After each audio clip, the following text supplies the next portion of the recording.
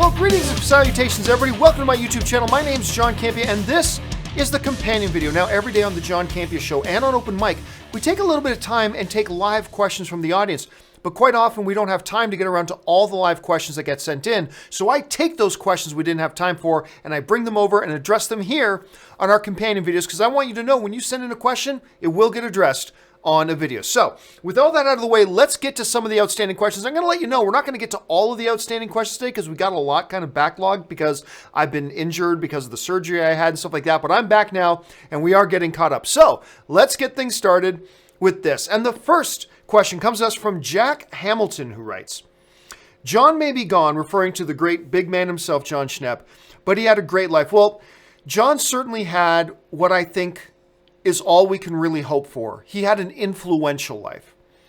Because at the end of the day, really all that matters is how did you impact and influence the people around you? And maybe even by extent, people around the world. Jon Schnepp had an impact on both. He had an impact and influence on those who were around him, and he had an impact and influence on people all over the world. And that could clearly be seen by the well wishes, the heartfelt messages, and the support that came from people all over the world when the big man himself, Jon Schnepp, passed away. And it's awesome. I mean, that's truly the word. It is awesome to see what kind of an impact and influence he had on the people around him and on pop culture. And it's an amazing thing, and it's a loss we're never going to be able to replace. It really is. Thanks for the thoughts, man. All right, next up, Matt Ford writes, holy shit, Titans. I wasn't ready for it. Thanks for being an inspiration to us. So thanks a lot for that, Matt. I'm not quite sure if you're being sarcastic or not. A lot of people, including myself, did not like that Titans trailer. But everything's subjective. Maybe you're one of the people who did, and you're being serious. Maybe you really love that Titans trailer. If that's the case, I'm sure you're not alone. I'm sure there are other people who did. Didn't quite work for me, clearly. Seemed a little desperate to me and like a impetuous little child screaming out for attention. Fuck Batman! But hey, if it worked for you, I celebrate that. That's awesome if you dug it. All right, next one comes to us from Dr. Hooligan, who writes, I like that name, who writes, Jon Schnepp was a legend who will never be forgotten, and I'm very thankful to you, John, for bringing John into my life. You know what? I want to be careful how I say this, because we all have certain things that we think are either the best thing we ever did or maybe the most important thing we ever did. I think there's a strong argument to be made that maybe in my career, the most significant thing I ever did was not starting AMC Movie Talk, was not, writing a book or doing a movie or whatever. I think maybe there's a strong argument. I'll have to think about this. Obviously, I'm a little too close to the situation right now to really assess properly. But I think there's an argument to be made that probably the most significant thing I ever did, and the one thing I'll always be most grateful that I had a chance to do, was to introduce you guys to Jon Schnepp. When I brought him on that first show that we did, it wasn't even called Movie Talk yet. I mean, when I brought him on the show was still called For Your Consideration. And then a few episodes later, we changed the name of For Your Consideration to AMC Movie Talk. But bringing Jon Schnepp on, and I put a link to that first episode ever that he was on our show. And we talked about Guardians of the Galaxy, the newly announced, this new movie coming, Guardians of the Galaxy. Why would Marvel do a Guardians of the Galaxy movie? And bringing him on.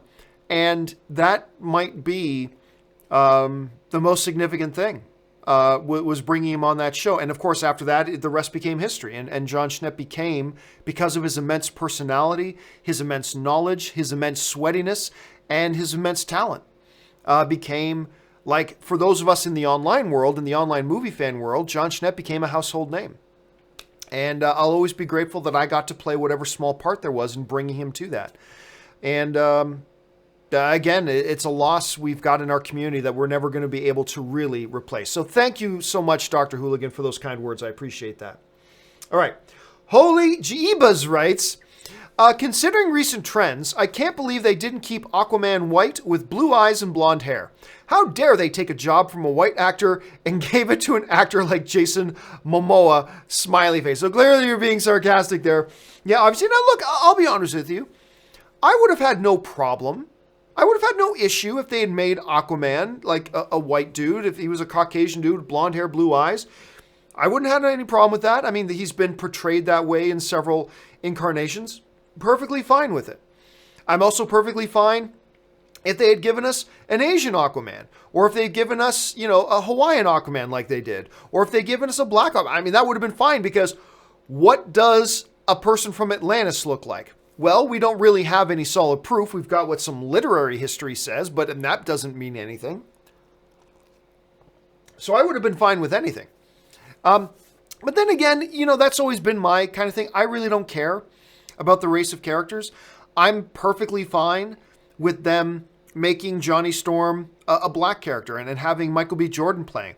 I would loved Michael Clark Duncan playing Kingpin in that Ben Affleck Daredevil. A lot of you guys don't like that movie. I really do like that movie. I really like that Daredevil movie. I think you take that atrocious teeter-totter scene out, I think it's a top 15 best comic book movies ever. Maybe top 20. If you take out that atrocious teeter-totter scene. But I thought Michael Clark Duncan was a great Kingpin. But, let's not pretend, though, in this bigger discussion that usually comes up about these things, that it's an even playing field. Let's not pretend it's an even playing field. Because, look, when it comes to roles for white dudes, there is an abundance of roles out there for white dudes. Abundance of roles. Not so many abundant roles for Asian actors or black actors comparatively, right? So let's not pretend like it's an even playing field. But hey, look, I was thrilled with the announcement of Jason Momoa because I think he's a better actor than he gets credit for. I think he was great in Justice League as Arthur, as King of Atlantis, as Aquaman. I think he looks great in the trailer. I'm very excited about seeing Aquaman. I'm glad he's in it. So, hot damn, I'm ready for this movie, man. I'm totally ready for this movie. All right. My last username sucked. Great name. Writes, hey, John, did you watch the Arrow Season 7 trailer? I did watch the Arrow Season 7 trailer. Not impressed at all. Yeah, like, I'll be honest with you. One of the things that I don't like is when they separate the show from its heartbeat. So one of the things, I mean, there are several things that I've had criticisms of Arrow over the years, yes. But one of the things is when Oliver isn't Arrow. The show doesn't work when Oliver's not Arrow. Oliver is the Green Arrow. And when he's not in the show, it just doesn't work for me.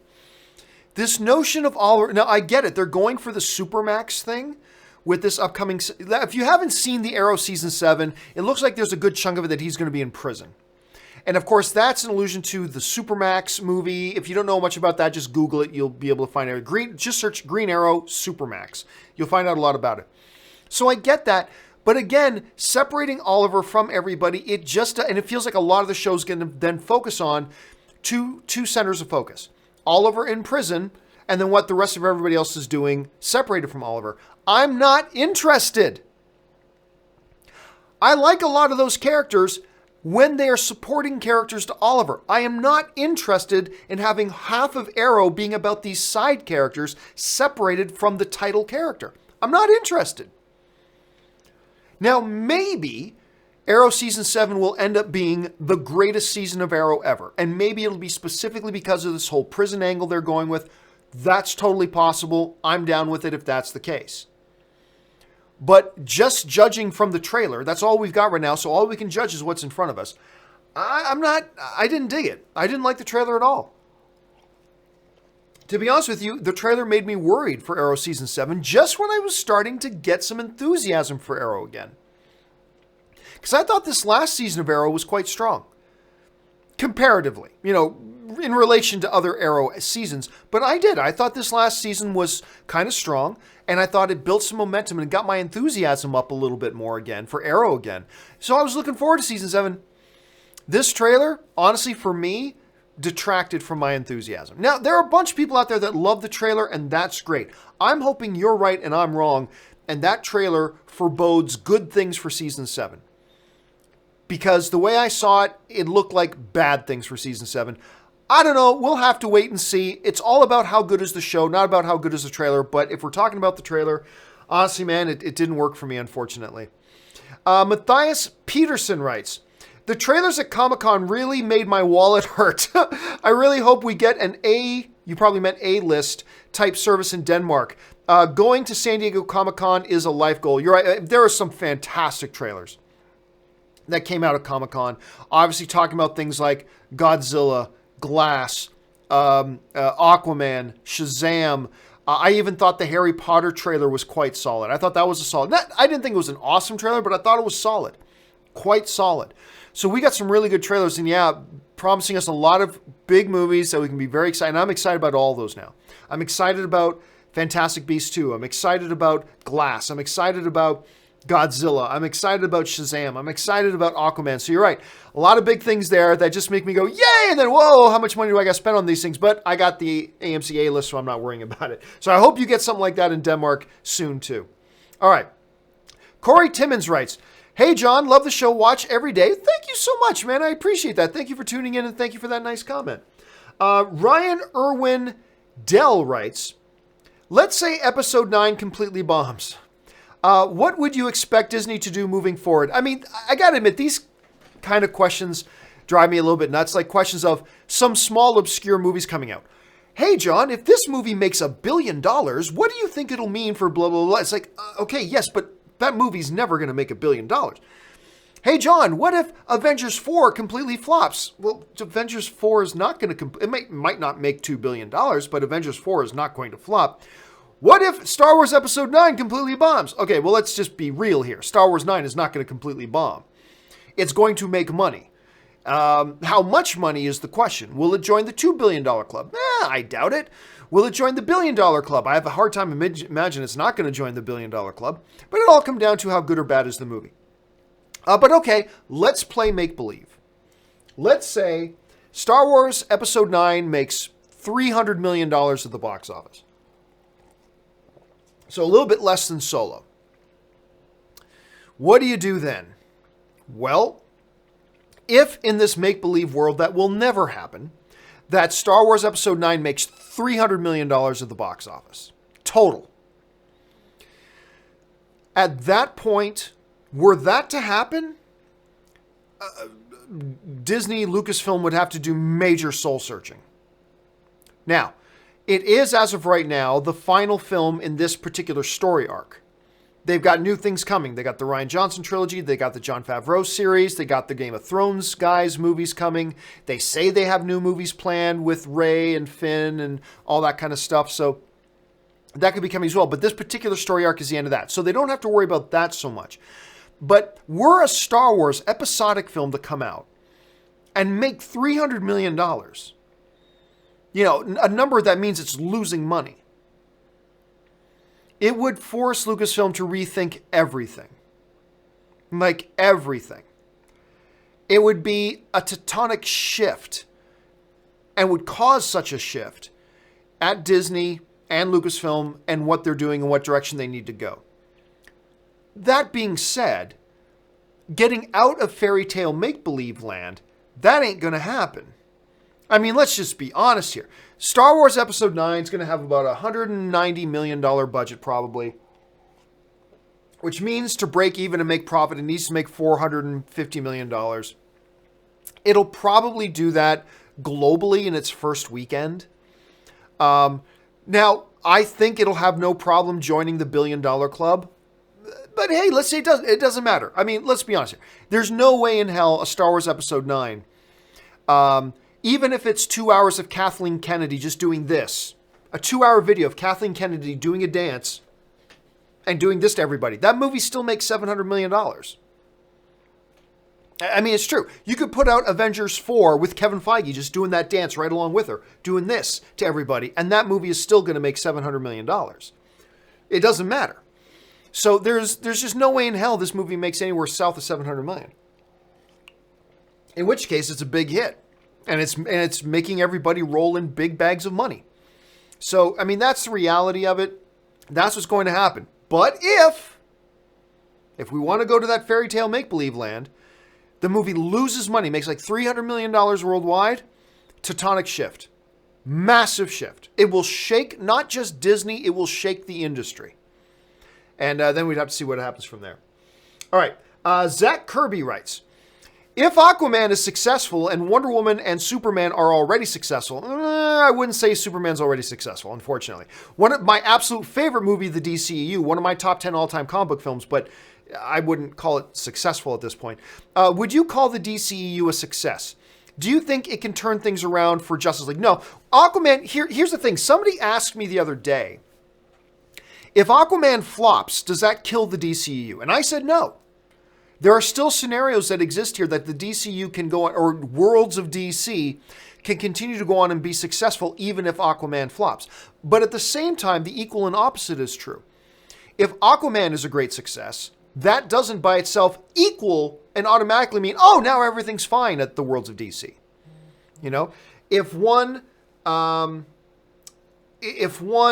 is no good, does it kill it? No.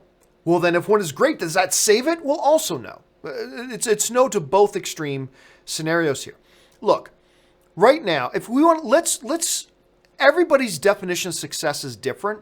So let's build some parameters here for what we're going to call success. Success. Great result at the box office. Vast majority of the fans love it. The critics love it.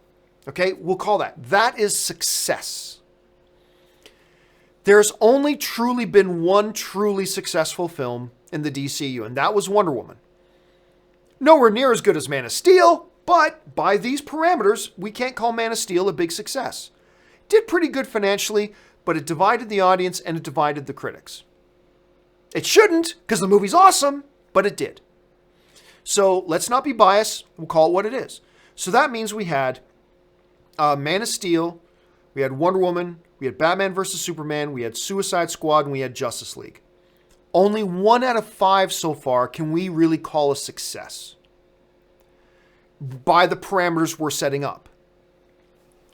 If Aquaman can do that as well, do what Wonder Woman did, make good money, and good money doesn't have to be $800 million, it can be like $600 million. That would be great for Aquaman.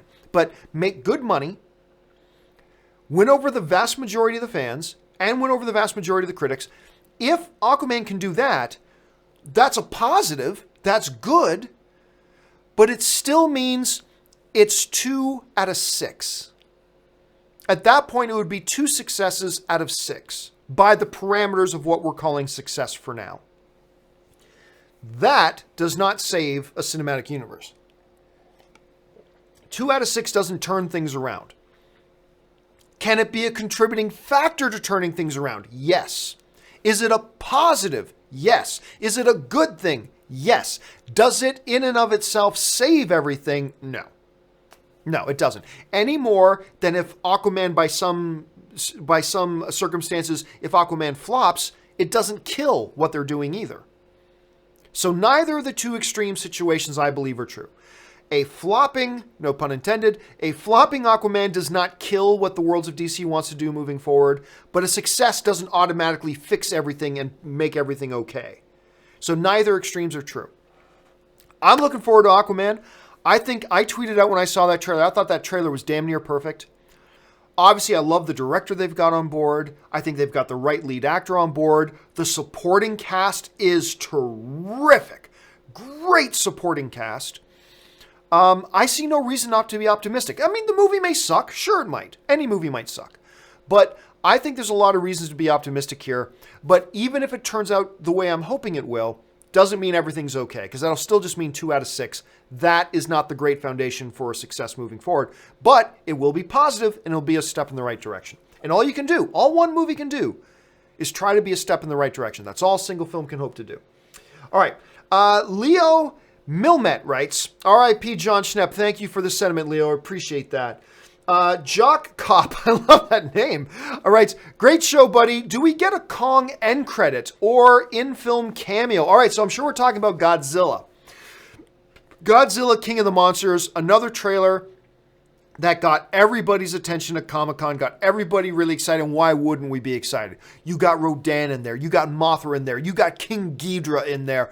It looks spectacular. It just looks like the tone they set in it. The monsters look great. Godzilla looks awesome. All hail the king. Or long live the king. That line in the trailer is awesome. It looks terrific. Now, obviously, they're building up and they're working towards a Kong versus Godzilla movie based on the two cinematic worlds that we've got. We got Kong, we got Godzilla. Now they're building up to having a Kong versus Godzilla movie. So, spoiler, Godzilla lives through Godzilla, King of the Monsters, because we got Godzilla versus Kong coming. So, will we see a Kong cameo? I'm going to go out on a limb and say yes. Now, I'm not basing that on any insider information. That's strictly speculation on my part. But Kong had a post-credit scenes that they alluded to Godzilla and other monsters as well. I believe that there will be a post-credit scene. Again, this is just me speculating. I believe there will be a post-credit scene alluding to, at the very least, alluding to King Kong. If not an actual appearance by King Kong, to start the hype machine for Kong v Godzilla. Especially if Kong is as good as the trailer makes it look. Look, if Warner Brothers is looking at Godzilla, if Godzilla ends up being as good as it looks, because if Warner Brothers has a lot of faith in Godzilla and they believe, you know what, people are going to love this movie. We're going to get, who knows how big the opening weekend will be, but we think the people who see it are going to love it. So let's take that momentum, put in a post-credit scene of Kong, get Kong in the post-credit somehow, some way, and start that hype machine rolling for Kong v Godzilla. Use the positive momentum we're going to get from Godzilla, King of the Monsters, and start rolling that right away. Start cranking up that hype machine for Kong v Godzilla. That would be a great way to do it. It would be a great way to do it. And you know what? I may not think that had they not had the post-credit scenes in the King Kong movie. But because they did do the post-credit scene, and they did draw the lines between Kong and Godzilla and the other monsters, because they did do that, I don't see any reason to believe why they wouldn't do that in Godzilla, King of the Monsters. And what else are you going to put? Like, what do you do? I guess you could do a post-credit scene with a Mecha Godzilla, I suppose, if you wanted to. But why do that? You got Kong versus Godzilla coming out. I believe that's the direction they're going to go. So I have nothing to base that on other than what we've seen them do in previous movies. I believe they're going to ramp up the hype machine. So yeah, I'm going to say my guess right now. I don't think in the movie, but in the post-credit scenes, number one, I think there will be a post-credit. Number two, I think we're going to get either a reference to or a blatant direct look at King Kong to start the hype machine for the next movie. So that's what I think, Jock Cop, at any rate. All right. Leo Milmet writes, Campea, you seem so nice, like such a great guy. Go on. You've been talking to my mom. What can I say? I'm a good Canadian kid. I got my faults, I got my strengths, just like everybody else. But thank you for the kind words. I appreciate that. He follows up with, favorite Ingmar Bergman film? Wild Strawberry for me. Wild Strawberry is really good. But for me, when I think about Ingmar Bergman films, the one that always jumps to mind, first and foremost, will always be The Seventh Seal. With the great Max von Sydow in that as well. A much younger Max, by the way. It is like one of those films that you just got to watch at some point. And I know a lot of people don't like reading subtitles, but just get over it. You'll love it. So, basic gist. This knight from the Crusades comes home. The Black Plague is ravishing his homeland. He ends up having a game of chess. Kind of like, imagine like the fiddle contest, but he has a game of chess against death. And so he's struggling with his own beliefs. He's struggling with his ideas of morality and God and everything. And it's just powerful. It's great stuff. If you have not had a chance to see Seventh Seal yet, check that out. And so for me, when I think of Bergman films, that's the first. Wild Strawberry is great. There's a couple of other ones too, but for me, it's always going to be Seventh Seal. All right. Jacob Jansen writes, I have an AMC Classic in my hometown, which I have never been to. I go to Malco Cinemas in my hometown. Have you heard of an AMC Classic theater? You know, it's funny. This same, almost identical question came up the other day. Here's the best of my knowledge. So, AMC Theaters acquired, I believe it's Carmike Cinemas. They might have been called Carmichael, but I think it's Carmike, whatever. It's one of the two, Carmike or Carmichael, which was another theater chain. AMC bought those. Shortly thereafter, AMC divided themselves into 3 different banners. AMC Theaters, which is the main one, AMC Dine-In Theaters, and then AMC Classic Theaters. And I believe the Classic Theaters are those theaters they purchased from Carmike. And they converted those into AMC Classic. And I think, I could be wrong about this, but I think the big difference is like the AMC Classic Theaters, they make that lower cost cinemas. The tickets are cheaper. I don't think they put in the leather reclining seats. I don't think they have Dolby or Prime theaters or IMAX theaters in them. And they keep the prices lower and they call them AMC Classic. They try to deliver a good movie-going experience for a reasonable price, and they call it AMC Classic. That's my understanding of it. Again, I could be off about that, but that's what I believe it is. So your 3 banners, AMC Theaters, AMC Dine-In, and AMC Classics, and that's how they divide them up. AMC Theaters is the most dominant one. That's the most of them. Then you got the odd AMC Dine-In Theater, which are great. I love AMC Dine-Ins. You go, you sit in your big, comfy chair with your table. You order your food on the serve. They bring it out to you. Want more popcorn? Service person, bring me more popcorn. And they bring you a popcorn. I mean, it's great. They bring you a blanket, whatever. Good stuff. I've never been to an AMC Classic theater. I don't think we have one around us anywhere, but that is my understanding of what they are. All right, thanks for the question, man. All right, next one comes to us from Nathan DC Marvel, who writes, best trailers was DBS Broly and Fantastic Beasts 2. Well, I have absolutely no idea what DBS Broly is. Fantastic Beasts 2, again, it wasn't one of my favorites. I don't put it in the top 4. Like for me, the top 4, no particular, well, number 1 was... for me was the Aquaman trailer. But then rounding out the top 4, you got Glass, you got Godzilla, you got Shazam in no particular order. They're all great. And again, I thought Fantastic Beasts 2 was a solid trailer. Solid. I enjoyed it. It did raise my expectation and my excitement for Fantastic Beasts 2. It just wasn't on the same level for me as those other 4 trailers. Those other 4 trailers I thought really got me ramped up, which is great. That's what you want a trailer to do. Fantastic Beasts 2 trailer, very solid. Well done. It did increase my excitement for it, but not on the same level as those other 4. But that's just me personally. I think there are a few other people that absolutely love that Fantastic Beasts trailer too, and I don't think you're the only one who think it's the best one coming out of Comic-Con.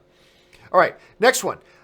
Angel Chang writes, nice fan-made Titans trailer. When's the real one come out? Okay, that's the comment of the day. That right there is the comment of the day. Nice fan-made Titans trailer. So when's the real one coming out? Yeah, it did kind of feel like that, didn't it? And you know, I mentioned this before. And again, like we read earlier on today's show, there are people out there who love that trailer, which is great. For me, it felt like a poor man's CW show. And what's really unfortunate is that WB, with their DC stuff, just crushed everything else they did. Like with their Wonder Woman footage, with the Aquaman trailer, with the Shazam trailer, they dominated Comic-Con. And then there's the Titans trailer. And then, yeah, so there's that. But I love the con. Nice fan-made trailer. When's the real one coming out? I like that. Nice one done. Well done, Angel. All right. Jeffrey Dempster writes, maybe he meant to say F Lego Batman? Jimmy Kimmel. I've heard other people. I never saw that, but I've heard a few other people mention that. Was that what Jimmy Kimmel said? If so, that's hilarious. I got to check that out. All right. Luna Comics writes, Billy Batson, I choose you. Again, that Shazam trailer, I think maybe even more than the Aquaman trailer. I still think the Aquaman trailer was the better trailer. But here's what I think the Shazam trailer did. I think the Shazam trailer converted more people. And what I mean by converted is that you had a bunch of people that were not, I mean, forget about raising your excitement level, just were not looking forward to Shazam. And it converted them into people who are now looking forward to Shazam. That's what I think this trailer did. That's the specialness of this trailer. It's because I personally know a couple of people that Shazam, whatever. This costume looks stupid. It's going to be dumb. They're going for some light, yuck, family-friendly thing. Who cares? Not looking forward to it. And it turned them into, hot damn, now I got to see this movie. I know a couple of people that had that exact reaction. And I think maybe even more so than the Glass trailer, more so than the Godzilla trailer, more so than the Aquaman trailer, I think the Aquaman trailer probably converted more people from not looking forward to the movie, period, to, okay, now I want to see this. The costume still looks stupid, but you know what? Now I want to see this movie. And that was something pretty special about that trailer. All right. Paul Niranjan writes, "Hey, John. I heard there was some news reveal for the new Halloween movie at Comic-Con, including new terrifying footage. Did you see it?" No, I didn't see it. And to be quite frank with you, I've mentioned this on here. I'm actually not even looking forward to the Halloween movie. I do not care about the Halloween franchise at all. I'm not saying you shouldn't. I'm just saying, to be honest with you, that's one of those franchises. Look, we all got titles that we love, and we've all got titles that don't interest us. The Halloween one does not interest me. Now, I will say, though, that when that first trailer dropped, even I had to go, that's pretty good. I did. Me, who have no interest in Halloween. When that first trailer dropped, even I had to go, not bad. That's pretty good. And it raised my expectation for the film quite a bit. It still didn't turn me into somebody who's a fan of the series or a fan of the IP or a fan of the franchise. Not at all. I don't care about it. I'm not going around searching out news for it. I'm not going around searching out clips for it. I'm honestly not all that interested. The trailer made me go, okay, now I'm curious to see that movie, whereas I wasn't like that before, because it's a pretty solid trailer. Like, I got to give it its due, man. That was a good trailer. But it didn't turn me into somebody who was like running around Comic-Con wanting to see. So I got to admit, I personally didn't see it myself. Wasn't interested in it. So who knows though? Watch. The movie's going to come out and it's going to be my favorite movie of the year. It's like stupid stuff like that happens all the time. All right. Paul follows that up with, Comcast is out and Disney will officially take the Fox deal after the hearing. But now Comcast will go after Sky. Well, I mean, we talked about it on the Jon Campea show the other day. Remember, Disney is still at least a year away from taking over Fox. That's still at least a year away. So let's not get too terribly ahead of ourselves at this point. But yeah, it does look like Comcast for a couple of reasons. One, because I think the bidding just got too high. Disney ended up paying far more. Disney ended up paying $20 billion more than they thought they were going to have to pay for it, because of Comcast. So Comcast is like, ha ha. Anyway, because of Comcast, Disney had to spend almost $20 billion more than they wanted to pay for it. And quite frankly, at $71.3 billion, they overpaid. They really did. I think the two reasons that Comcast backed out was, number one, they already realized the bidding's too high. It's not worth that price tag. Number two, because the Department of Justice has decided to appeal the AT&T and Time Warner merger. And that probably cast a lot of shadow and doubt on things as well. Shadow and doubt that Disney's now going to have to deal with. So let's remember that's not official yet. But yeah, it is interesting. Comcast now squarely has their sights set on Sky. It's going to be interesting to see how that all kind of turns out. All right. And the final question of the day comes to us from Tristan Larison, who writes, "Huge fan, John. Thank you very much, Tristan. I met J.J. Abrams at Coachella this year and took a picture. Super awesome guy. I just thought it was the craziest thing. Have you met him?" I have met JJ, but at official stuff. But that is very similar to my old assistant. Her name was Wendy. Remember Wendy Lee? I remember she went to like a press screening of some footage. I can't even remember what the event was, but J.J. Abrams was there. And she caught up to him outside of the building and asked to take the picture. And he was so nice, like, because a guy like that, he goes, "Hey, come on, like I'm at work, give me a break." But he went, "Yeah, come on, let's take a picture." And one of Wendy's biggest thrills was having this picture of Jay. She got it printed, she hung it in her office, and apparently he was super nice when she met him. And I keep hearing those stories over and over again, that people who randomly run into J.J. Abrams, he's very considerate. He takes time out. He'll say hi. He's willing to take pictures and talk to you for a second. Not everybody's like that, and not everybody should be like that.